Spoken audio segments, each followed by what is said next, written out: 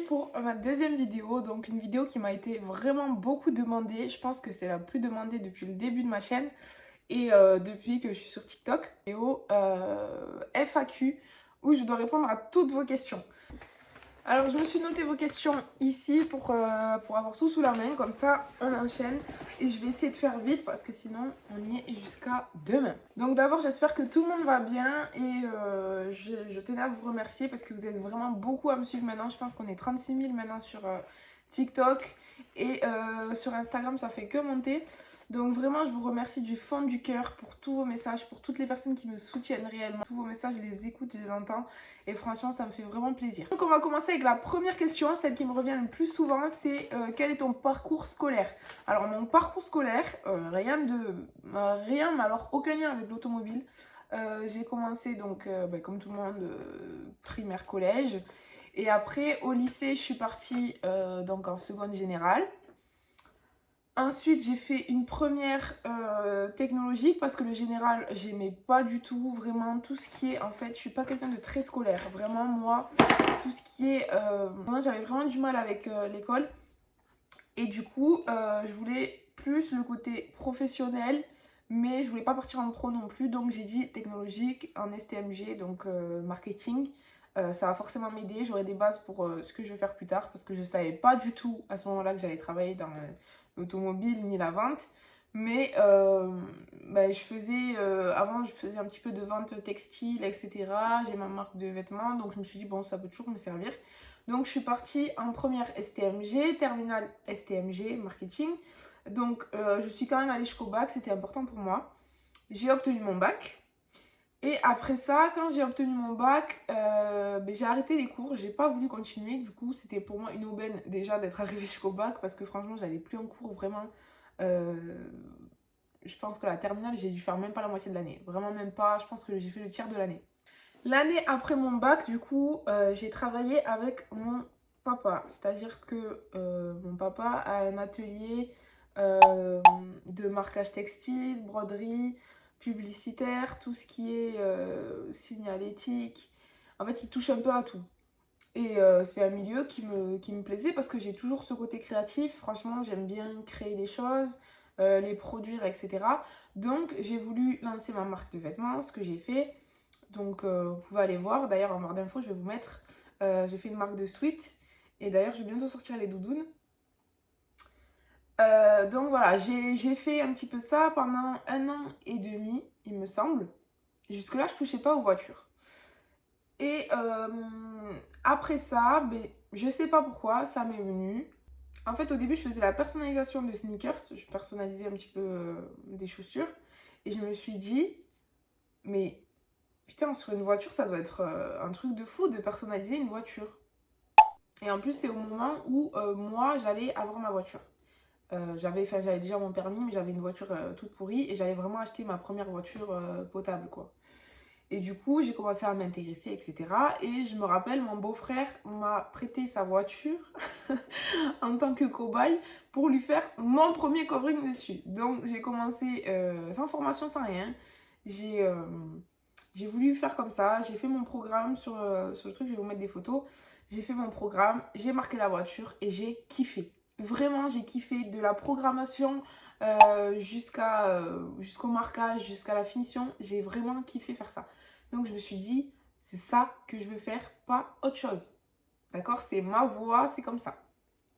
Donc j'ai acheté ma voiture qui est, ça aussi vous me l'avez beaucoup demandé, c'est une Mégane 3. Elle a 130 chevaux, elle a le pack 3 ouvrant. Je crois que c'est celle juste en dessous du full option. Toit ouvrant, toit panoramique, etc. Et donc, je l'ai acheté et évidemment, il fallait que je fasse un covering dessus. Mais cette fois-là, j'ai voulu faire un total covering parce que je m'étais déjà renseignée du coup sur le covering et je regardais ça de plus en plus. Donc, j'ai décidé de faire mon total covering toute seule. J'ai fait n'importe quoi d'ailleurs, je me rappelle. Mais je m'en suis bien sortie, franchement, sans formation, je m'en suis bien sortie. Mais je faisais ça devant chez moi, il faisait canicule, un coup il pleuvait. Je commençais la voiture, je laissais des pièces à faire pour le lendemain, mais il a plu, genre. Je sais pas si vous vous rendez compte, c'est une dinguerie, on fait jamais ça. Les températures, c'était un carnage. J'avais ma soeur avec moi et tout, bon bref. on a souffert, mais on a réussi à faire le covering en 3 semaines. Il me semble 3 semaines, en gros, on a étalé sur 3 semaines. Et c'était pendant le premier confinement d'ailleurs, donc c'était pas du tout dérangeant. Et d'ailleurs, j'avais pris un film sur AliExpress, vraiment. Je crois que ça m'a coûté 150 € le rouleau de 30 mètres. Je sais pas si vous vous rendez compte de la merde que c'est du coup. J'ai fait mon total covering. Et quand j'ai fait mon total covering, j'ai vraiment kiffé. Non seulement le premier partiel que j'avais fait, et aussi, du coup, le total. Franchement, j'avais kiffé faire ça. Et je me suis dit, je veux maîtriser cette technique, je veux maîtriser cet art, je veux faire ça de ma vie. Donc, ni une ni deux, je suis allée voir mon père, on a regardé un petit peu, avec ses fournisseurs, etc. Et donc, j'ai décidé de faire une formation chez Exis. Exis parce que c'est ceux qui sont le plus connus en France, on va dire, et qui sont le plus proches de ma ville. Parce que moi, je suis dans le sud-ouest, donc c'était le plus proche de ma ville. Et même si c'était à 3 heures, c'était à Montpellier du coup. Voilà. Donc, je vais répondre en même temps à la question par rapport aux formations. Pour les formations, du coup, vous n'avez pas besoin d'un parcours genre CAP carrosserie ou quoi que ce soit. Vous n'avez pas besoin d'un parcours automobile. N'importe qui peut faire une formation. Et mais c'est quand même mieux de s'y connaître un petit peu quand même. Parce que sinon, la formation, je vais pas vous mentir, elle va vous servir un petit peu à rien. Parce que vous n'allez pas comprendre... vous n'allez pas comprendre directement. C'est exactement comme si tu fais des heures de conduite en n'ayant jamais toucher une voiture en connaissant même pas les parties, etc. Tu vas plus galérer que quelqu'un qui connaît sa voiture, qui a déjà essayé de conduire, etc. C'est exactement pareil. Donc je conseille quand même d'être un minimum passionné et intéressé avant de faire la formation. La formation, c'est 3 modules. Donc vous avez jusqu'à 3 modules. Il y a un module débutant, un module intermédiaire, un confirmé, et ensuite il y en a un qui regroupe tout. Moi, j'ai fait celui qui regroupe tout. Chaque module coûte environ entre 2200 et 2800 €, il me semble.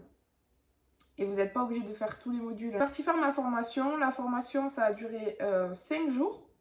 5 jours de formation, du coup. Les repas du midi étaient compris. Après, tout le reste, non. J'ai dû moi-même payer mon hébergement, etc., le trajet. Et voilà, donc j'ai fait ma formation. J'ai eu mon diplôme. Franchement, très bonne formation. Ensuite, je suis rentrée. Et en fait, quand je suis rentrée, je me suis dit, il faut battre le fer tant qu'il est chaud. Je veux commencer maintenant. En fait, je ne veux pas attendre d'avoir de l'expérience. Je ne veux pas attendre quoi que ce soit. Je veux commencer maintenant, j'envoie tout. Donc, d'abord, j'ai fait, il me semble, 2-3 mois où sur des véhicules qu'on me prêtait, on m'a fait confiance en gros, genre je m'entraînais dessus, mais avec la formation, franchement, ça m'a vraiment beaucoup aidé. J'ai fait comme ça quelques véhicules pour m'entraîner, et quand j'ai commencé à avoir vraiment la main, je me suis dit là, ça y est, c'est le moment. J'ai commencé à chercher un local pour m'installer. Qu'est-ce qu'il faut comme matériel en gros pour commencer? Mais en soi, pour poser le covering, il n'y a pas 10 tonnes de matériel. C'est pas comme un mécano, c'est pas comme un garagiste où il faut plusieurs choses. En vrai de vrai, pour poser en soi le film, il vous faut la raclette, le produit pour préparer la carrosserie, le film, un cutter, un gant. En vrai, il faut que ça pour poser, et votre décapeur, pardon. Après, il y a tout ce qui vient autour, c'est-à-dire le tabouret à roulettes, le pont, c'est mieux pour un confort. Moi, j'en ai pas, mais je pense que je vais en prendre un. Il vous faut plusieurs petits outils, ça améliore le confort. Par exemple, là, j'ai acheté un outil pour faire les rétros directement. Plein de choses qui optimisent votre pose, c'est très important. Si j'ai un conseil à vous donner, ne faites pas passer l'économie, surtout, avant le confort. Parce que peut-être vous allez vouloir économiser à ne pas acheter tel produit pour mieux travailler, etc. Mais au final, vous allez vous casser le dos, vous allez perdre du temps, vous allez vraiment vous fatiguer, surtout quand on pose seul comme moi, c'est vraiment très compliqué. Il faut tout optimiser, c'est très important. Donc j'ai pris mon local. Mon local n'avait rien à voir avec ce qu'il est aujourd'hui. J'ai refait la peinture en noir. J'ai installé un comptoir, j'ai mis un petit peu à ma sauce, j'ai installé mon mur pour les rouleaux, je me mettrai des photos de mes petites installations. J'ai tout fait à la main, j'ai rien acheté tout près parce que ça aussi, il faut qu'on en parle, c'est hyper cher. J'ai commencé en tant qu'auto-entrepreneur. Et donc ça a commencé, j'ai fait ma petite pub sur mes réseaux sociaux, j'ai eu de la chance d'avoir un petit peu d'abonnés pour me propulser un petit peu. Ensuite j'ai publié sur Facebook. Facebook ça marche beaucoup.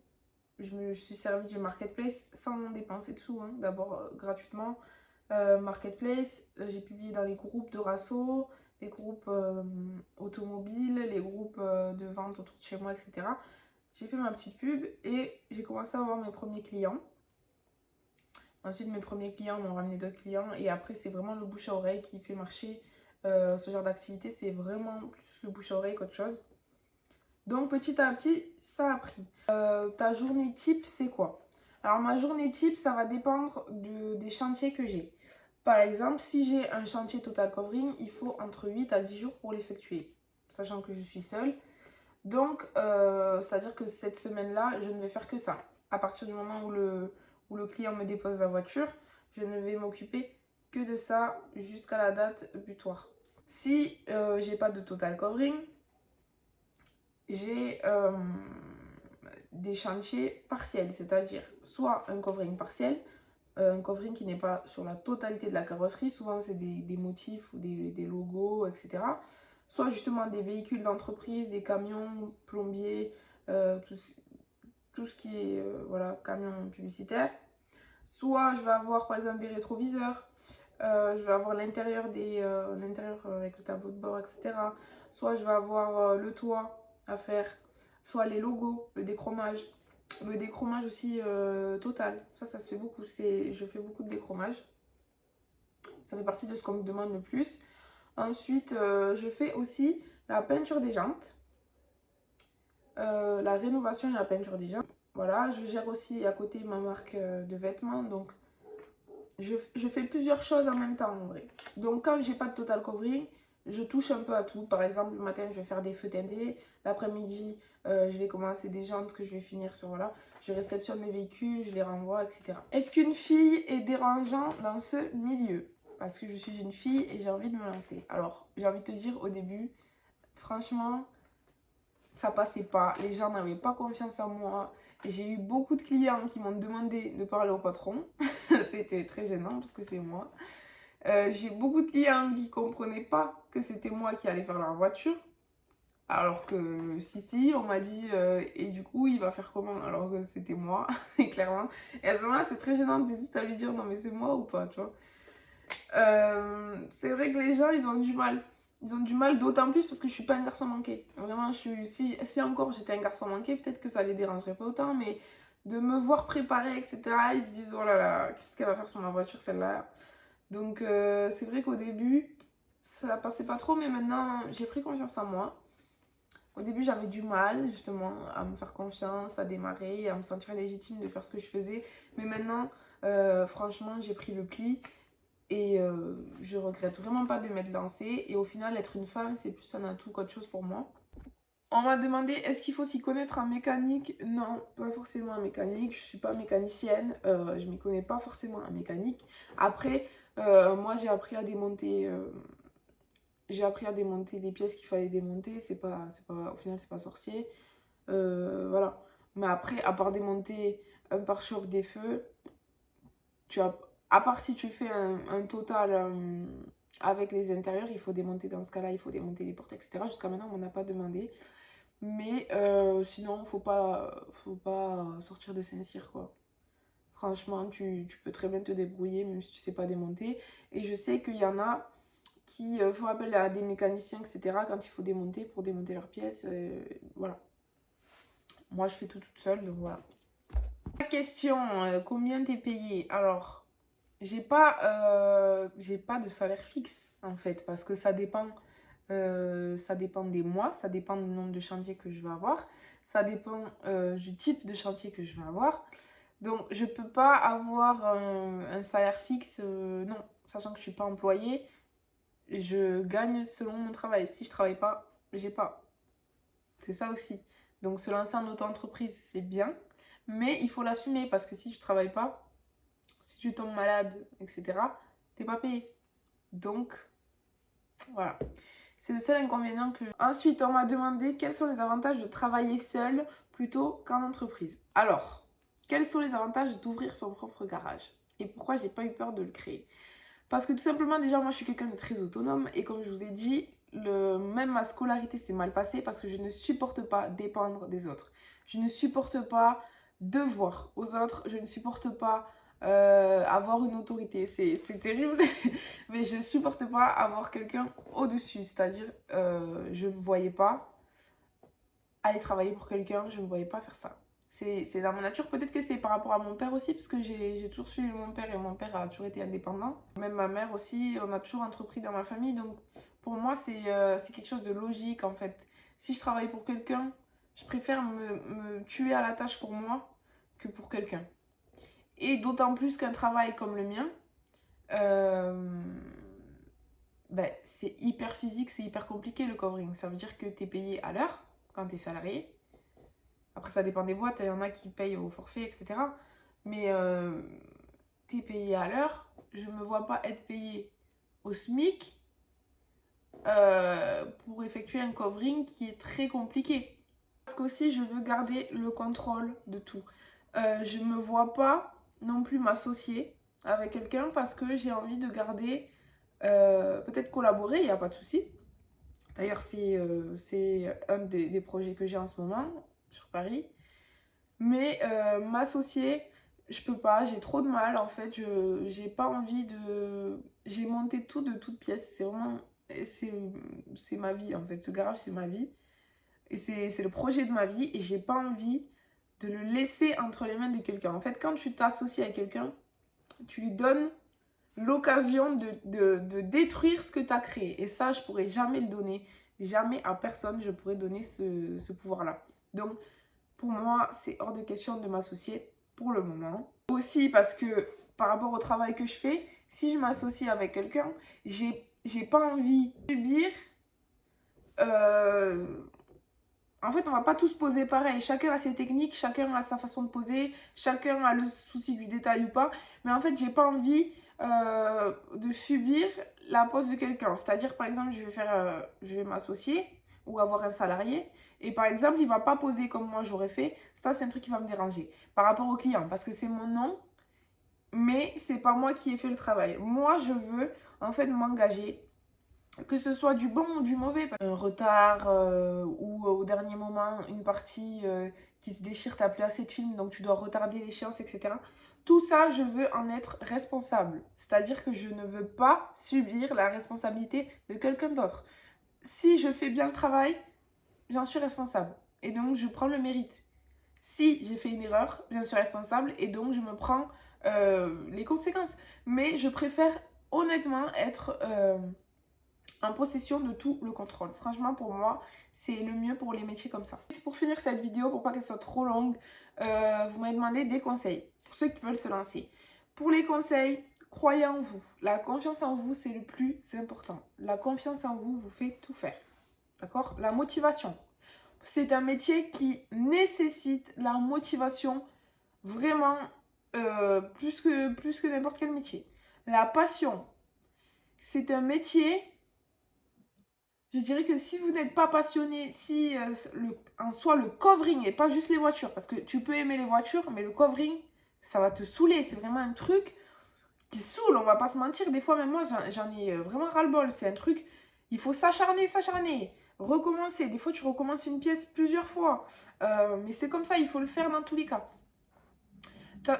Il faut être très patient, très minutieux, ne pas avoir peur, ne pas compter ses heures. Très important, il ne faut pas compter ses heures, jamais abandonner. Il faut être vraiment un mental d'enfer dans ton cerveau, sinon c'est pas un métier qui est fait pour toi. Parce que c'est un métier où tu fais un produit de tes mains sur un support. C'est même pas comme si tu crées quelque chose et que tu le vends. Tu vas modifier un produit, donc la voiture. Donc déjà, tu as des responsabilités par rapport à la voiture. Et en plus de ça, ton travail doit être nickel. Donc en fait, c'est très compliqué. Il ne faut pas te rater et il faut être d'arrache-pied sur ton travail. Jamais rien lâcher. Ça, c'est très important. C'est un métier où il faut être très optimiste et surtout la passion, très important pour moi. Je sais que si j'avais pas été passionnée à des moments, j'aurais vraiment laissé tomber parce que c'est... Vas-y, laisse tomber la prise de tête. Des fois, t'en as ras-le-bol, t'as juste envie de jeter ton gant et ça m'est arrivé combien de fois, je prends mon gant, allez hop, je me casse, je reviens le lendemain matin. Parce que en fait, c'est un truc, Surtout sur le total covering, t'en bouffes, tu bouffes que ça pendant une semaine, t'en peux plus. Après, moi, souvent, je dis, quand je finis un covering, la voiture que je viens de faire, je peux plus me blairer. Je veux plus me la voir. Je ne veux plus la voir. Ne me montrez plus de Golf 7. Ne me montrez plus ça. Je n'en peux plus. Clairement, tu la connais par cœur, la voiture. Et maintenant, quand je vois une voiture dehors, j'ai un tic. Ça veut dire que je suis obligée de me voir, de m'imaginer comment j'aurais fait la voiture, en quelle couleur, comment j'aurais pris cet angle. Et ça devient une obsession. En fait, ça vous change le regard sur tout. Donc, c'est important d'être passionné pour moi. C'est important de s'intéresser à ce milieu-là parce que tu baignes dedans, en plein dedans, et si t'es pas passionné, tu vas te lasser et tu vas plus être performant, etc. Voilà. Ensuite, je vous dirais de ne pas faire attention au regard des gens. Faire ce que vous aimez, si vous êtes une femme, si vous êtes un homme, si vous êtes jeune, parce que je suis très jeune, j'ai 20 ans, je m'en fous. J'y vais, je fonce, je veux faire quelque chose, je le fais. Et ça, c'est un truc qui m'a ramené aussi des soucis, mais qui m'a ramené beaucoup de choses dans ma vie. Vraiment, il faut foncer. Donc voilà, si vous voulez faire du covering, formez-vous. Il n'y a pas de souci. Allez-y. D'abord, si vous ne voulez pas vous former, si vous voulez juste essayer, par exemple, sur votre propre véhicule, regardez des vidéos. Essayez. Il n'y a que la pratique qui paye. Dans tous les cas, une formation, quand tu fais la formation, ça ne veut pas dire que tu sors et tu maîtrises comme sur des roulettes, hein. Il faut vraiment le travailler, ce savoir qu'on t'a donné. C'est vraiment de la théorie qu'on te donne. Même si tu pratiques, tu ne pratiqueras jamais assez en 5 jours pour être calé. Tu vois ce que je veux dire? Donc, tu vas te servir de toutes les techniques qu'on t'a données. Très important pour prendre des bons mécanismes, etc. Mais il faut vraiment pratiquer pour avoir après une technique incassable et qui marche à tous les coups. Voilà. Et d'ailleurs, on me demande est-ce qu'il y a des voitures plus dures à faire que d'autres? Oui, parce qu'il y a des voitures beaucoup plus déformées. La formation est concentrée, donc c'est un peu plus compliqué. Mais en soi, quand tu as bien appréhendé toutes les formes, les formes rondes, les carrés, les pointus, les angles, les pointes, ben après, tu t'adaptes à chaque fois. Mais du coup, c'est un métier où tu ne fais jamais la même chose. Tu dois t'adapter en permanence. À chaque fois, tu fais de nouvelles choses. Voilà. Selon le modèle du véhicule, ça va pas être la même chose que... Voilà. D'ailleurs, dites-moi si ça vous plairait que je fasse un module de formation, mais payante évidemment, sous forme de vidéos et de fichiers PDF, etc. Mais avec plusieurs volumes qui englobent vraiment tout le savoir du covering. Je le proposerai à un prix pas très élevé non plus, pas au même prix qu'une formation en centre évidemment, mais des vidéos vraiment bien tournées qui expliquent bien la théorie, la pratique avec des exercices à faire, etc. Si ça vous intéresse, peut-être que je peux développer ça aussi, donc n'hésitez pas à me le dire en commentaire et à me partager vos avis. J'attends vos messages. Si vous avez d'autres questions, il n'y a pas de souci, peut-être que je ferai une partie 2. Et j'espère avoir répondu le plus possible à toutes vos questions. Encore merci du fond du cœur de me suivre. Je suis vraiment ravie d'avoir une communauté comme vous. Je vous aime trop et j'espère qu'on va aller loin ensemble et qu'on va pouvoir tout casser cette année. Vraiment. Là, c'est mon objectif. Je casse tout cette année. C'est mon année. Il n'y a pas de souci. Et vraiment, gros bisous à vous. Si vous avez d'autres questions, n'hésitez pas à me les poser. Allez me suivre sur mon Instagram, sur mon TikTok et sur Snapchat aussi, je poste. D'ailleurs, j'ai créé une story privée au garage, c'est-à-dire que quand je suis au garage, je snap un petit peu quand je travaille, mais mon quotidien. Donc n'hésitez pas à me suivre aussi. Et voilà. Donc je vous fais de gros bisous. Merci beaucoup. Je vous aime. À bientôt.